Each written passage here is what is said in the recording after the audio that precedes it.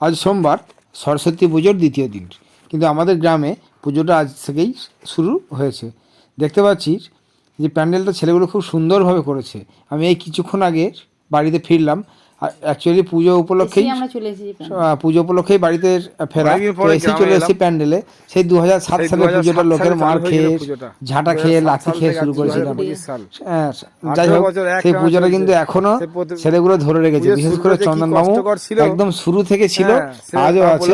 আমরা যেহেতু পেটের টানে, ধান্দায়, কর্মসংস্থানের খোঁজে বাইরে চলে যেতে হয়েছে, তো চন্দনবাবু এখনো এটার সঙ্গে ওতপ্রোতভাবে জড়িয়ে আছে। আর তখন যে সমস্ত ছেলেগুলো ছোট্ট ছোট্ট ছিল, তারা এখন বড় হয়ে গেছে। তারা এখন বড় হওয়ার পরে চন্দনবাবুর সঙ্গে হাতে হাত মিলিয়ে একদম পুরো দমে এখন দেখছি এই পুজোটা করতে সাহায্য করছে, এবং আর্থিকভাবে সাহায্য করে অনেকেই, যার যেমন সামর্থ্য, না হলে চলে না। তো প্যান্ডেলটা সুন্দরভাবে প্যান্ডেলটা করেছে, কোথায় বাঘের মুখোশ, প্রজাপতি, থার্মোকলের থালা, প্লেট ইত্যাদি ইত্যাদি দিয়ে প্যান্ডেলটা বেশ সুন্দরভাবে সাজিয়েছে। আর যেহেতু এই সরস্বতী পুজোর প্রতি একটা আলাদা টান, একটা আলাদা মায়া রয়ে গেছে, সেহেতু এসে ঘরে বাইকটা রেখে দিয়েই সঙ্গে সঙ্গে চলে এসেছি। আর এটা হচ্ছে চন্দনবাবুর মেয়ে, আমাদের ফুচুবুনি। বলছে প্রসাদ খাবে না, প্রসাদ খাওয়া কেন নি, মানে অ্যাকচুয়ালি আমাদের গ্রামের ভাষাগুলো এরকমই হয়। এলাম দে প্রসাদ দে, ও আবার ওর বৌদিকে প্রসাদ দিল, আমাকে বলে তুমি নাও। আমি বললাম না, আমার লাগবে না, তোর বৌদিকে দিলেই হবে। আমাদের গ্রামে তো এরকম করেই বলে। ঠিক আছে। আর ওর এদিকে পুজো হচ্ছে, ওর বইটাও বার করে খুঁজছে যে দেখছে ওর বইটা আছে কিনা। বাচ্চা মেয়ে, হ্যাঁ, আমি বললাম পুজো থাকাকালীন বই দেখতে নাই, রেখে দে। এখন বইটা রেখে দিল। এখন বিকেলবেলা চলে এসছে আমাদের জমিতে ছোলার শাক তুলতে। ছোলার শাকগুলো যদিও বড় বড় হয়ে গেছে, বাবা বললো এখন টেস্ট পাওয়া যাবে না, চোরা না শোনা ধর্মের কথা, পিঙ্কি নাছর বান্দা। তো ও কি করলো, মায়ের সঙ্গে জোর ধরে চলে এলো মাঠে। সাথে সাথে আমাকেও, আমি ঘুমোচ্ছিলাম, আমাকেও জোর করে ধরে নিয়ে এলো মাঠে, চলো আমিও মাঠে যাব, তুমিও যাবে। সত্যি মাঠে এসে মনটা যেন ভরে গেল। ছেলেবেলাকার কত স্মৃতি, এইসব জমিগুলোতে কত সময় কাটিয়েছি।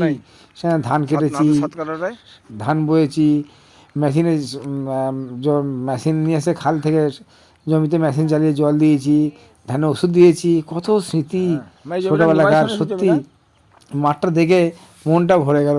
আর চারিদিকে এখন সবুজ ফসল, এত ভালো লাগলো সত্যি, মানে বারবার শুধু বলতে ইচ্ছা করছে, মনটা যেন সত্যিই ভরে গেল।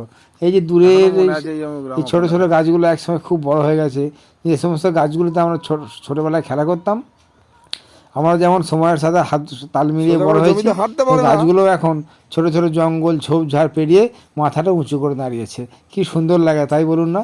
সময়ের সাথে সবাই কেমন পাল্টে যায়, পৃথিবী থেকে শুরু করে মানুষজন, পরিবেশ, এমনকি উদ্ভিদরাও।